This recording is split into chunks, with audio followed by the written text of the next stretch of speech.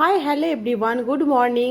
আগের দিন তোমরা দেখেছো পার্ট 1, আজকে নিয়ে চলে এসেছি পার্ট 2। তো চলো সঙ্গে থাকো, দেখাচ্ছি কেমন লাগছে ভিডিওটা। দেখে আমাকে অবশ্যই কমেন্টে জানিও। তো তোমাদেরকে তো বলেছিলাম পার্ট 1-এতে যে সকাল সকাল সেজে গুজে রেডি হয়েছি। সত্যি কথা বলতে এই সাত সকালবেলা ঘুম বন্ধ করে দিয়ে এত সাজগুজ একদমই ভালো লাগে না, কিন্তু যেহেতু বাড়ি যাচ্ছি সেই আনন্দে অনেকটাই সেজে ফেলেছি। আর তোমাদের এত সকালে কার কার সাজতে ভালো লাগে অবশ্যই কমেন্টে জানিও। তো চলো, এই যে তোজো চেষ্টা করছি যে কখনও যাবে এখান থেকে, মানে বাইরের পরিবেশটা দেখবে। ও আনচান আনচান করছে, এদিক ওদিক তাকাচ্ছে। তো আমরা এই যে সবাই এক এক করে গাড়ির মধ্যে উঠছি। আর তারপরে তোজোকে তোজোকে নিয়ে কে বসবে, ওর মেশো না আমি না ওর মা, কে বসবে সেটা নিয়ে আর কি কথাবার্তা চলছে। তো সেই ফাঁকে এবার আমরা দু বোনে একটু সেলফি নিয়ে নিই। তো চলো, তোমাদের সাথে শেয়ার করবো বলে কয়েকটা সেলফিও নিয়ে নিচ্ছি। এই যে কেমন লাগছে আমাদের দু বোনকে অবশ্যই জানিও। সত্যি কথা, এত সকালবেলা সাজাটা খুব চাপের। আবার যদি সারা রাত ঘুম না হয়, আগের দিন মেয়ের শরীরটা ঠিক ছিল না, সারা রাত কেসেছে, সেই কারণে সারা রাত ঘুম হয়নি। আবার সকালে রেডি হওয়া সত্যি ভীষণ একটা চাপের ব্যাপার ছিল। তবুও বাড়ি যাবার উদ্দেশ্যে তো কোথা দিয়ে যেন একটা আলাদা শক্তি এসে যায়। তো এখানে দেখো মেয়েকেও রেডি করে দিয়েছিলাম। মেয়ে পরেছিল তো চুড়িদার, একটা পাঞ্জাবি স্টাইলে যে চুড়িদারগুলো হয় সেটা। তো চলো, আমাদের গন্তব্য স্টার্ট হয়ে গেছে। তোজোকে নিয়ে ওর মেশোর সামনে বসে গেছে। তো আমরা এক পা করে আগালাম। আর তোজো দেখো, ও শুধু নিচে বসবে না, ও উপরে বসে বসে দেখবে রাস্তাঘাট। মানে ও আমাদেরকে পথ চিনিয়ে নিয়ে যাবে, তো তাই জন্য দেখো বারে বারে উঠে পড়ছে। কিন্তু গাড়ি চালা যেহেতু সামনে বসেছে, আবার গাড়ি চালানোতেও তো একটু ডিস্টার্ব হয় না। তো বললে আবার শুনছে, আবার কিছুক্ষণ পরে আবার উঁকি মারছে। তো আমরা পৌঁছে গেছি। এই যে দেখো গ্রামের পরিবেশ, তোমরা দেখলেই বুঝতে পারবে। এই গাছটা আমি প্রায় ওখানে 1.5 বছর পরে গেলাম বাড়িতে।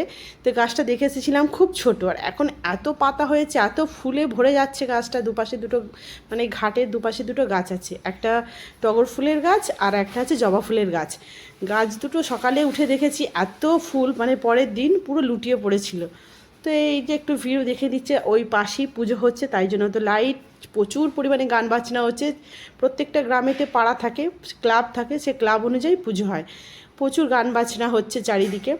তো তোমরা তো জানো কপিরাইট আসতে পারে, বা সেই জন্য আমি গানের দিতে পারিনি। আর এখানে রাত্রিরের আর কি ডিনারে রান্নাবান্না চলছে। এখানে দুপুরে তো আমাদের মাছ মাংস এইসব রান্না হয় না, যা হবে পুজোর পরে, মানে বিকাল থেকে স্টার্ট হয়ে যায়। তো এখানে হচ্ছে মাটন কষা করছি, আমি রান্নাটা করছি, সবাই মিলেমিশে রান্নাটা করেছি।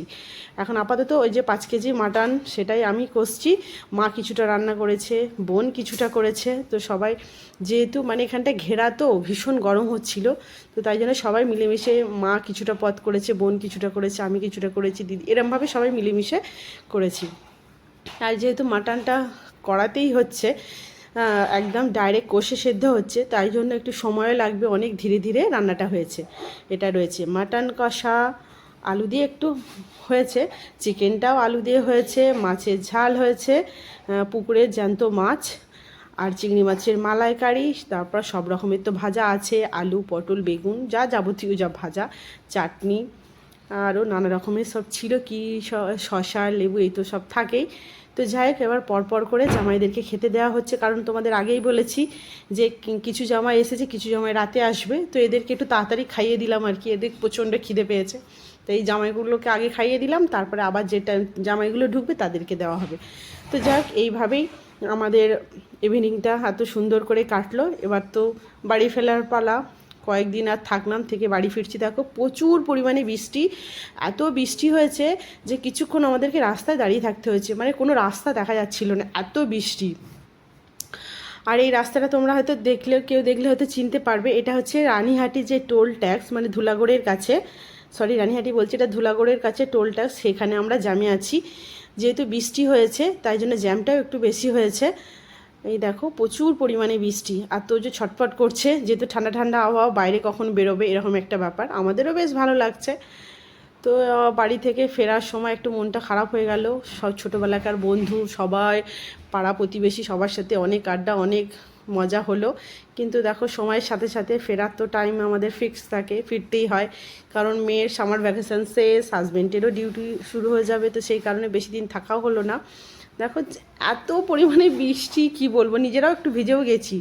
তো যাই হোক, দেখো এই যে তোমাদের জন্য মিষ্টিও নিয়ে এসেছি, ওখানকার আমাদের স্পেশাল মিষ্টি।